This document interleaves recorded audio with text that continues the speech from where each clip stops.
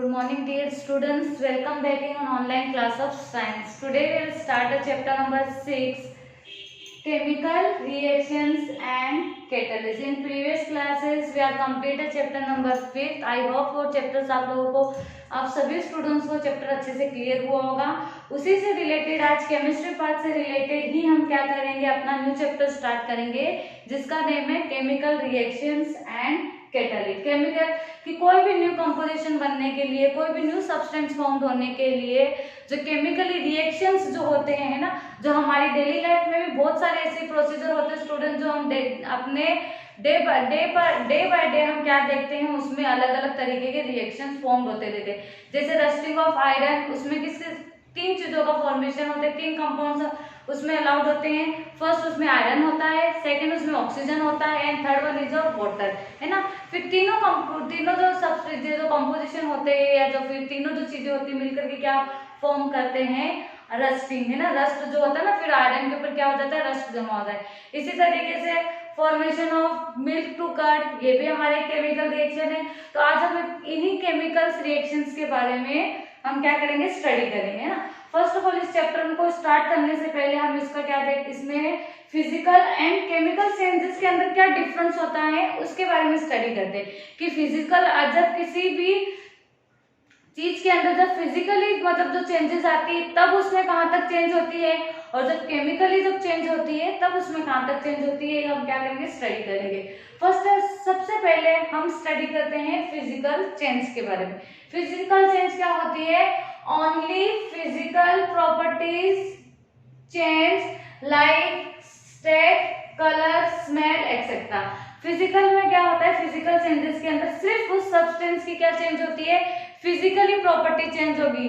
For example उसका colour change हो जाएगा, उसका साइज चेंज हो जाएगी, उसका शेप चेंज हो जाएगा, उसका टेम्परेचर जो होता है उसमें भी कम ज्यादा हो सकता है, लेकिन उसकी जो प्रॉपर्टी होगी, जो ओरिजिनल प्रॉपर्टी होगी वो चेंज नहीं होगी. ठीक है. इसमें क्या है, chemical properties does not change, जो खुद की उसकी जो केमिकली प्रॉपर्टी होगी वो उसमें चेंजेस नहीं होगी. फिर उसके अलावा इनिशियल स्टेट इज ऑब्टेन, जो फर्स्ट मतलब रिएक्शन चाहे कितना भी हो जाए, लेकिन जो उसकी ओरिजिनल स्टेट होती है, जो इनिशियली जहां से जो प्रोसीजर स्टार्ट हुआ था वही स्टेट हमें फिर से रिटर्न बैक, जब प्रोसीजर रिवर्स होगा तो हमें वही स्टेट हमें क्या होती है, ऑब्टेन होती है. तो फिजिकल स्टेट के लिए कितने हो गए, ओनली फिजिकल प्रॉपर्टी चेंज, जिसमें उसकी फिजिकल प्रॉपर्टी चेंज होगी तो उसमें state, colour, smell etcetera change होंगे. इसके अलावा chemical property do not change, physical property के अंदर उसकी केमिकल प्रॉपर्टी चेंज नहीं होगी. इसके अलावा इनिशियल स्टेट इज ऑब्टेन, जो इनिशियली जो स्टेट होगी वो हमें ऑब्टेन होगी. अब हम एग्जांपल के थ्रू समझते हैं कि किस तरीके से हमें इनिशियल स्टेट मिलती है और किस तरीके से उसके केमिकल चेंजेस में प्रोडक्ट के अंदर जो भी रिएक्टर एंड प्रोडक्ट होगा हमारा उसमें चेंजेस नहीं होगी. फॉर एग्जाम्पल हमने क्या लिया है, आइस, है ना. आइस तो आप सभी को पता है क्या होता है, बर्फ. उसको हमने क्या किया है, हीट करने पर हमें क्या मिल जाएगा, वाटर, और वाटर को हीट करने पर क्या फॉर्म हो जाएंगे, वेपर. इसी प्रोसीजर को अगर हम कूल करेंगे तो ये हीट वाले प्रोसीजर को क्या बोलते हैं, इवोपरेशन. और जब इस स्टेज को हम कूल कर देंगे, वेपर को फिर से हमने क्या किया है, कूल ठंडा होने के लिए रखा है, तो ये किसमें कन्वर्ट हो जाएगा, वाटर्स में. और वाटर किसमें कन्वर्ट हो जाएंगे, वाटर्स को हमने फिर से रेफ्रिजरेटर में अगर हम पुट करेंगे तो क्या हो जाएगा, हमारा बर्फ बन जाएगा. ठीक है. तो ऐसे प्रोसीजर को क्या बोलते हैं, कंडेंसेशन. क्या बोलेंगे इस प्रोसीजर को, कंडेंसेशन. ठीक है. अब ये स्टेट भी हमें पता चल गई. अब इस रिएक्शन से, इस एग्जांपल से हमें क्या पता चला कि हमारी जो इनिशियल स्टेट थी, मतलब हमने वो कहां से स्टार्ट किया था, आइस से. ओवरऑल हमने जब रिएक्शन को फॉर्म किया तब हम क्या मिला, हमें आइस ही मिला. तो जिसकी वजह से हम बोल सकते हैं कि हमें इनिशियल स्टेट क्या होती है, ऑब्टेन होती है. और इसमें आपने देखा स्टूडेंट्स कि इसमें वाटर में कहीं भी चेंजेस हुई, कहीं भी चेंजेस हुई, तो हम ये बोल सकते हैं इसका केमिकल जो कंपोजिशन होता है वो remains as it is same रहता है. इसके अलावा ये इसकी स्टेट हो गई कि पहले सॉलिड में था, फिर वाटर जो हमें मिला वो लिक्विड फॉर्म में मिला, और वेपर जो थे वो किस फॉर्म में मिले, गैस फॉर्म में. ठीक है. और इसके अंदर कोई भी नया सब्सटेंस फॉर्म नहीं होता है, there is no new substance are form, है ना. इसमें न्यू सब्सटेंस फॉर्म नहीं होता है। सो स्टूडेंट्स, आप लोगों को फिजिकल चेंजेस समझ में आई। क्वेश्चन इस तरीके से एग्जाम में पूछ सकते हैं कि right about the physical changes, तो आप उस तरीके से उसके लिए उसके बारे में उसको डिफाइन करोगे, उसका एग्जाम्पल दोगे और उसकी जो प्रॉपर्टीज होगी वो एक्सप्लेन करोगे। ठीक है, नेक्स्ट हम लेते हैं केमिकल चेंज के बारे में कि केमिकल चेंज किसको बोलते हैं। ये फिजिकल चेंज की क्या होती है, अपोजिट होती है। इसमें क्या होगा, जिसकी जो केमिकली प्रॉपर्टीज जो होगी स्टूडेंट्स, वो क्या होगी, टोटली क्या हो जाएगी, चेंज हो जाएगी। ठीक है, chemical properties and compositions of substance are change. इसकी जो खुद की जो केमिकल प्रॉपर्टी होगी सब्सटेंस की और उसका जो केमिकली जो सब कंपोजिशन होगा, मतलब प्रॉपर्टी एंड कंपोजिशन दोनों क्या हो जाएगी, टोटली चेंज हो जाएगी। ठीक है, इसमें क्या होता है, न्यू सब्सटेंस आर फॉर्म। जब हमें पता है स्टूडेंट, जब इसकी प्रॉपर्टी चेंज हो रही है, इसकी कंपोजिशन चेंज हो रही है, तो ऑब्वियसली इसमें क्या होगा, न्यू जो कंपाउंड्स, इसमें न्यू सब्सटेंस इसमें फॉर्म होगा। ठीक है, अब इसमें क्या होगा, क्या इसमें इनिशियल स्टेट हमें रिटर्न पे मिल पाएगी, तो इसमें होगी ये जो इसकी इनिशियल स्टेट होगी ना, वो हमें इसमें नहीं मिलेगी। Initial substance are not obtained, है ना, ये आप लोगों को पता है इनिशियल स्टेट क्यों नहीं मिलेगी, जब इसका केमिकली प्रॉपर्टी एंड कंपोजिशन ही जो कंप्लीटली स्टूडेंट जब चेंज हो जाएगा तब हमें इनिशियल स्टेट कहाँ से मिलेगी। ठीक है, तब हम इसे क्या बोल सकते हैं, initial substance are not obtained. जो इसका जो जहाँ से स्टार्टिंग होती है, जो स्टार्टिंग जो शुरुआत का जिसका ऑब्टेंस हो, जो क्या बोलते हैं उसका सब्सटेंस होगा, वो हमें नहीं मिलेगा। ठीक है, अब हम एग्जांपल के थ्रू देखते हैं कि क्या होता है। सी यानी कोल, ओके, एंड जो कोयला जिसको हम बोलते हैं, जिसमें से कार्बन निकलता है, एंड प्लस ऑक्सीजन। जैसे ही आप कोल को जलाना स्टार्ट करते हो तो कोल जो होता है जब जैसे ही क्या होता है, बर्न होना स्टार्ट होता है, तो उसके एटमॉस्फेयर में से, एयर में से क्या उसके साथ कंबाइन होता है, oxygen. Oxygen, coal and oxygen combine होकर के क्या फॉर्म करते हैं, कार्बन डाइऑक्साइड।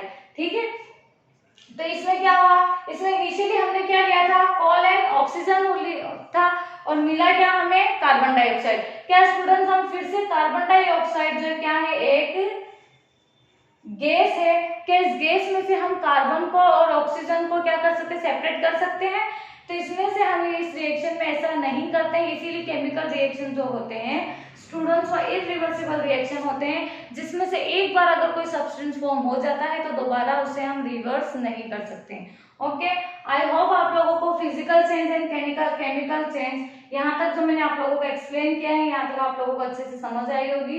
नेक्स्ट जो टॉपिक होगा हमारा वो होगा केमिकल इक्वेशन। क्या होगा, केमिकल इक्वेशन। अब जब हमने फिजिकल एंड केमिकल चेंजेस के बारे में स्टडी की है तो हमें पता है कि फिजिकल चेंजेस में क्या कितनी चेंजेस होती है और केमिकल चेंज में कितनी होती है।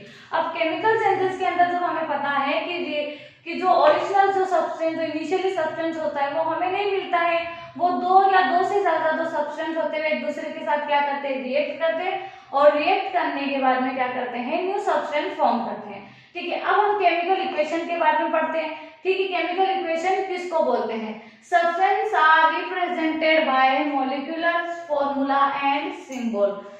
Substance are represented by molecular formula and symbol, then it is called chemical equation। कोई भी ऐसी इक्वेशन जिसमें उसका मोलिकुलर फॉर्मूला और उसका सिंबल रिप्रेजेंट किया जाता है तो उसे हम क्या बोलते हैं, केमिकल इक्वेशन। तो स्टूडेंट्स आपके एक इजी वे है कि आप लोगों को पता है, जैसे हमने यहाँ पे क्या लिया था, कोल प्लस ऑक्सीजन। तो मैं क्या करूंगी, कोल और ऑक्सीजन तो नहीं लिखूंगी ना उसके अंदर, तो हमें क्या होता है, एकदम शॉर्टली इक्वेशन को लिखने के लिए, इजी वे में लिखने के लिए हम क्या यूज करते हैं, उसके सिंबल्स एंड उनके मॉलिक्यूलर फॉर्मूला को क्या करते हैं, यूज करते हैं।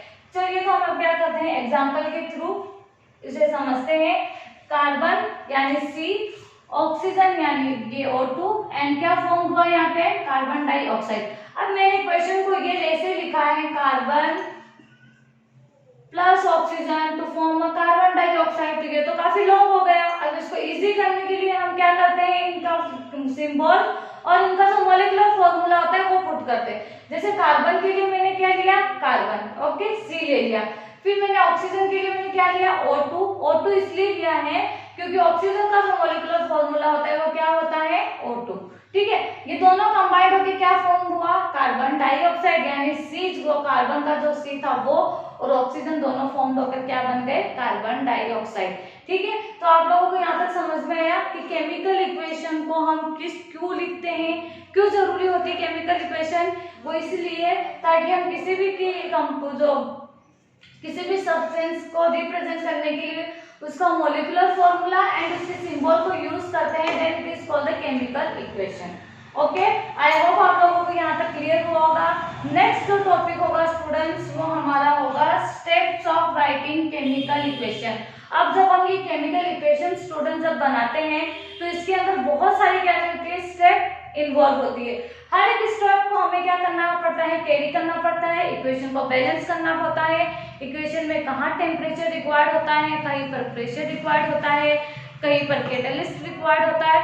तो ये ओवरऑल हम सब चीजों को कैरी करते हुए हमें क्या बनानी होती है, इक्वेशन बनानी होती है। ठीक है, तब अब हम क्या करेंगे, इक्वेशन के बारे में स्टडी करते हैं कि इक्वेशन बनाने के लिए किन किन चीजों का, किन किन स्टेप्स का क्या है होना जरूरी है। अगर बाय द वे अगर इक्वेशन बनाने में अगर हमसे कहीं पे भी एक नॉर्मली मिस्टेक हो जाती है, जैसे हमने इक्वेशन को बैलेंस नहीं किया या जो हमने जो इनका जो सिंबल है या इनका मॉलिक्यूलर फॉर्मूला है वो प्रॉपर्ली पुट नहीं किया है, तो मतलब क्या होता है कि हमारे मार्क्स वहां पे क्या होते हैं, कम हो जाते हैं। तो हम क्या करेंगे, आज हम इतना तो हम लोगों ने स्टडी कर ही लिया है, अब हम क्या करेंगे अब हम केमिकल इक्वेशन बनाना भी सीखेंगे कि किस तरीके से हम केमिकल इक्वेशन को क्या कर सकते हैं, राइट करके उन्हें प्रॉपर्ली मैनर्स में लिख सकते हैं। तो स्टार्ट करते हैं हम। फर्स्ट जो पॉइंट होगा हमारा, फर्स्ट सबसे पहले जो हमें वर्क करना होता है इसमें, firstly left hand side arrow right reactant and right hand side product. मतलब जब हम जो भी केमिकल लेते हैं, जो भी इक्वेशन बनाते हैं, जो भी सब्सटेंस बनाने जाते हैं, तो उसका जो रिएक्टेंट होता है वो एरो के लेफ्ट साइड में रखेंगे, यानी लाइक दैट इस तरीके से, और जो उसका प्रोडक्ट होगा वो हम एरो के उस तरफ रखेंगे। जैसे हमने यहाँ पे इस इक्वेशन में क्या किया था, कार्बन एंड ऑक्सीजन तो इस तरफ हुआ था और इन दोनों से मिलके क्या बना था, कार्बन डाइऑक्साइड। तो उसी तरीके से तो ये जो होता है हमारे ये जैसे कार्बन एंड ऑक्सीजन है ना, तो फॉर्म है कार्बन डाइऑक्साइड। तो ये कार्बन एंड ऑक्सीजन ये हमारा क्या हो गया, रिएक्टेंट, और ये जो फॉर्म हुआ लास्ट में ये हमें क्या मिला है, इसका प्रोडक्ट। ओके, अब नेक्स्ट स्टेप जो आती है वो क्या है, reactants and products are more than one then plus sign is written. अगर रिएक्टेंट हो या प्रोडक्ट हो, है ना, जैसे कार्बन प्लस ऑक्सीजन है ना, ये हो गए रिएक्टेंट और ये हो गए हमारे प्रोडक्ट। चाहे रिएक्टेंट हो या फिर क्या हो, प्रोडक्ट हो, ये एक से जब ज्यादा हो जाएंगे, मोर देन वन हो जाएंगे, तो इनमें प्लस साइन पुट करना क्या होगा, बहुत ही जरूरी होगा, जिससे हमें ये पता चलेगा कि यहाँ पर जो रिएक्टेंट के अंदर एक नहीं बल्कि एक से ज्यादा सब्सटेंस है, और प्रोडक्ट के अंदर भी एक नहीं बल्कि एक से ज्यादा प्रोडक्ट क्या हुए हैं, फॉर्म हुए हैं। ठीक है, इसके अलावा और बाकी की जो यहाँ तक तो हमारा हो गया है कि फर्स्ट एंड ये सेकेंड। अब हम थर्ड इक्वेशन देखते हैं। थर्ड जो इसका जो राइटिंग स्टेप है वो हम क्या करते हैं, स्टडी करते हैं कि वो क्या है।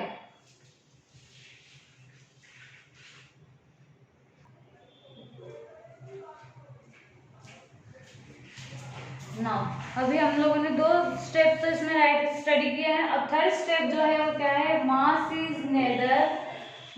Is nether form nor destroyed. मतलब जो हम मास लेंगे, मतलब फॉर एग्जांपल हमने कार्बन जितनी क्वांटिटी में लिया था और ऑक्सीजन जितनी क्वांटिटी में हमारे पास था, उतना ही जितना रिएक्टेंट में था उतना ही प्रोडक्ट में फॉर्म होगा। इसमें किसी भी तरीके से न तो हम उसे बना सकते हैं, न ही उसे हम कम कर सकते हैं। ठीक है, इसके अलावा इनके जो एटॉम्स नंबर होंगे जो भी क्या रहेंगे, सेम रहेंगे। मतलब जितने हमने प्रोडक्ट में as it is mass number, mass और एटॉम जितना भी रिएक्टेंट में सेम था, उतना ही रिएक्शन फॉर्म होने के बाद में हमें प्रोडक्ट में भी क्या मिलेगा, सेम मिलेगा।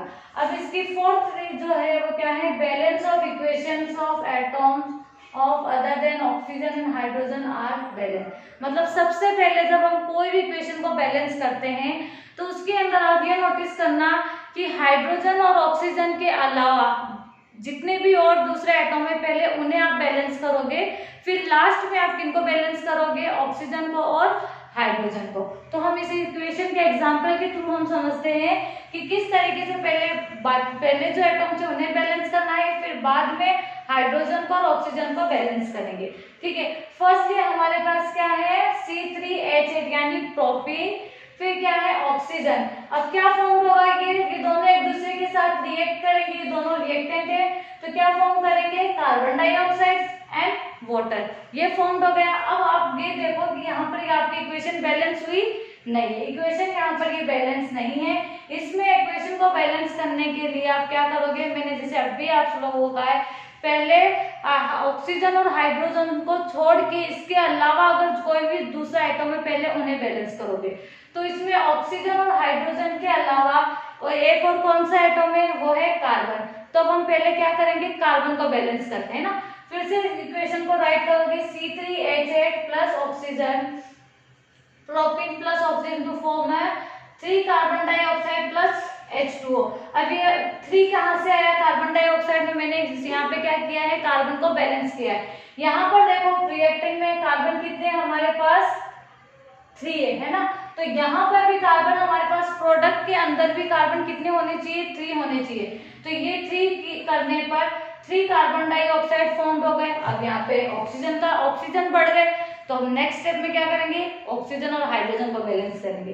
ठीक है, यहाँ पर कार्बन को बैलेंस करते करते हमारे ऑक्सीजन भी क्या हो गया, बढ़ गया, तो हम उसको भी बैलेंस करेंगे। Now balance the hydrogen. अब पहले हम किसको बैलेंस करते हैं, हाइड्रोजन। यहाँ पे कार्बन तो हमारा बैलेंस हो चुका है, अब हम नेक्स्ट स्टेप में हाइड्रोजन को बैलेंस करेंगे। सेम एक्सिस रिएक्टेंट को ऐसे कैसे लिखेंगे, प्रोडक्ट में हमने कार्बन को तो बैलेंस किया ही था, प्लस हम देखेंगे रिएक्टेंट में हमारे पास हाइड्रोजन कितने हैं। अब यहाँ पे हाइड्रोजन कितने हैं, H8 है, कितने हैं, पूरे टोटल 8 हाइड्रोजन है। अब 8 हाइड्रोजन करने के लिए हम क्या करते हैं, यहाँ पे हाइड्रोजन को क्या करेंगे, 4 हाइड्रोजन करेंगे। कितने करेंगे, 4 हाइड्रोजन। ये इस तरीके से लिखा हुआ है 4H2, यानी ये 2 जो है वो किससे मल्टीप्लाई हो जाएगा, 4 से। किसी भी मतलब रिएक्टेंट या प्रोडक्ट के अगर पास में, मतलब किसी एटम के पास में अगर कोई वैल्यू लिखी होती है और यहाँ पर उसके हम पास में लिखते हैं, तो उससे क्या हो जाएगी, मल्टीप्लाई। तो इसको हम देखेंगे 2 2 जा 4, ये यानी क्या हो गए, यहाँ पे हमारे हाइड्रोजन कितने हो गए, टोटल 8 हाइड्रोजन हो गए। रिएक्टेंट में कितने थे हमारे पास, 8 थे, प्रोडक्ट में भी क्या हो चुके 8। लेकिन जैसे जैसे हम कार्बन को, जैसे मैंने कार्बन को बढ़ाया ऑक्सीजन हमारा बढ़ गया, और जैसे मैंने वाटर को बढ़ाया और यहाँ पे भी ऑक्सीजन बढ़ गया। अब हम क्या करते हैं, ऑक्सीजन को बैलेंस करते हैं ना। तो ऑक्सीजन पहले हम प्रोडक्ट में देखते हैं कि हमारे पास कितने एक्स्ट्रा ऑक्सीजन हो चुके हैं। यहाँ पर कितने हो चुके हैं, 4, और यहाँ पे कितने हो चुके हैं, 3 2 जा 6। क्यों, मैंने अभी जैसे आपको कहा किसी भी एटम के पास अगर कोई वैल्यू होगी तो वो उसकी क्या हो जाएगी, मल्टीप्लाई। तो ये क्या हो गया, 3 2 जा 6, ये कितने हो गए 6, और ये 4 ऑक्सीजन, तो ये टोटल कितने हो गए हमारे पास 10 ऑक्सीजन। अब 10 ऑक्सीजन करने, 10 ऑक्सीजन हमारे पास कहाँ है, प्रोडक्ट में, तो हमें रिएक्टेंट में भी उसे कितना करना होगा, 10 करना होगा। अब उसे कैसे करेंगे, नाउ ऑक्सीजन बैलेंस है ना। अब रिएक्टेंट में, तो रिएक्टेंट में बढ़ाना होगा ना अभी तो हमें, क्योंकि प्रोडक्ट में तो ऑलरेडी इंक्रीज ही हो रही ऑक्सीजन। तो यहाँ की बैलेंस करने के लिए हम क्या करेंगे, रिएक्टेंट में बैलेंस करते हैं। तो जैसे कि C3H8 तो एज इट इज है, क्योंकि ये बैलेंस हो चुके हैं प्रोडक्ट में। अब बचा ऑक्सीजन, तो ऑक्सीजन को टोटल कितने ऑक्सीजन होने चाहिए हमारे पास, रिएक्टेंट में 10। तो यहाँ पर 10 करने के लिए ऑलरेडी 2 ऑक्सीजन तो हमारे पास थे, मैंने यहाँ पे क्या पुट किया, 5 लिखने पर क्या पता हुआ, 5 2 जा 10 है ना। ये इस तरीके से हमारी इक्वेशन क्या हो चुकी है, अब बैलेंस हो चुकी है। ठीक है, आई होप आप लोगों को यहाँ तक अच्छे से क्लियर हुआ होगा। नेक्स्ट जो स्टेप है हमारे होते हैं, after balancing equation we represent the physical state. जब हमारी इक्वेशन बैलेंस हो जाती है उसके बाद में हम क्या करेंगे, नेक्स्ट स्टेप हमारी क्या होगी कि उनको किससे रिप्रेजेंट करेंगे, उनकी फिजिकल स्टेट से। फिजिकल स्टेट यानी वो सॉलिड है या लिक्विड है या गैस है, इस तरीके से शो करेंगे। तो एग्जांपल यहाँ पे देखो, कार्बन जो था वो हमारे पास किस फॉर्म में था, सॉलिड फॉर्म में, प्लस ऑक्सीजन किस फॉर्म में है, गैस फॉर्म में। तो दोनों मिलके क्या बना है, कार्बन डाइऑक्साइड यानी गैसियस फॉर्म में। इसके अलावा कुछ जो सॉल्यूशन एक्वेस फॉर्म में भी होता है, तो उसको हम क्या लिखते हैं, AQ उसके आगे लिखते हैं। ठीक है, अब नेक्स्ट स्टेप हमारी है रिवर्सिबल, है ना। अगर कोई भी रिएक्शन जो होता है रिवर्सिबल होता है तो हम इस तरीके की साइन टू एरो इस तरीके से पुट करेंगे उसमें, जिससे हमें ये पता चलेगा कि इस तरीके के एरो से क्या पता चलता है कि हमारा जो रिएक्शन है वो क्या है, रिवर्सिबल। अब है टेम्परेचर एंड प्रेशर। किसी भी रिएक्शन को करने के लिए टेम्परेचर एंड प्रेशर दोनों ही क्या होते हैं, रिक्वायर्ड होते हैं। टेम्परेचर की भी जरूरत होती है और प्रेशर की भी होती है। तो इसे हम किस तरीके से लिखेंगे, टेम्परेचर और प्रेशर को इस तरीके से ऊपर एरो के हम क्या करेंगे, शो करेंगे। टेम्परेचर जो होगा वो क्या होगा, 773 केल्विन, और प्रेशर जो होगा वो कितना होगा, 200 APM, है ना। इस तरीके से क्या करेंगे, किसी भी रिएक्टेंट, किसी भी केमिकल इक्वेशन के टेम्परेचर को प्रेशर क्या बोलते हैं, प्रेशर को इस तरीके से राइट करेंगे। अब इसमें एक्सोथर्मिक एंड एंडोथर्मिक दोनों ही रिएक्शन होता है, नेगेटिव साइन भी जाती है, पॉजिटिव साइन भी जाती है। लास्ट होने वाला है catalyst use in a reaction. अब किसी भी रिएक्शन को करने के लिए वहां यहाँ पे कैटालिस्ट की का भी क्या होती है, जरूरी होती है। तो कैटालिस्ट को कैसे यूज करेंगे, हम क्या लेंगे, इथीन प्लस ये किससे रिएक्ट करेगा, हाइड्रोजन से। तो ethene plus hydrogen to form है इथेन, है ना। तो इसमें ये कैटालिस्ट यहाँ पे क्या हो चुका है, इसमें यूज हो चुका है इसमें रिएक्शन के दौरान। तो ये दोनों मिलकर के क्या फॉर्म करते हैं, सिंगल बॉन्ड ऑफ इथेन। यहाँ पे डबल बॉन्ड था इथीन, ये single bond, double bond, triple bond, ये हम अपने नेक्स्ट चैप्टर में क्या करेंगे, स्टडी करेंगे। फिलहाल के लिए आप लोगों को क्या करना है, इतना समझना है। आई होप आप लोगों को ये जो इस चैप्टर में मैंने आप लोगों को ये 2-3 पॉइंट्स क्लियर किए वो आप लोगों को अच्छे से समझ में आए होंगे। So students, stay home, stay safe and bye. ठीक है, वन मोर थिंग स्टूडेंट्स की, जैसे हम लोगों ने ये जितना भी हम स्टडी कर रहे हैं अपना चैप्टर, जैसे इनको आप लोगों को क्या करना है, अच्छे से चैप्टर्स को रीड करते हुए चलना है। प्लस आप लोगों को क्या करना है कि जैसे जैसे मैं ये आपको क्या करना है, इस चैनल को क्या करना है, सब्सक्राइब करना है, लाइक करना है और अपने फ्रेंड्स के साथ शेयर करना है। क्यों, ताकि जो भी न्यू वीडियो होंगे वो जैसे जैसे मैं आप लोगों को जैसे जैसे इसमें अपडेट होते जाएंगे वो आप लोगों तक इजीली पहुंच जाएंगे। So students, thank you.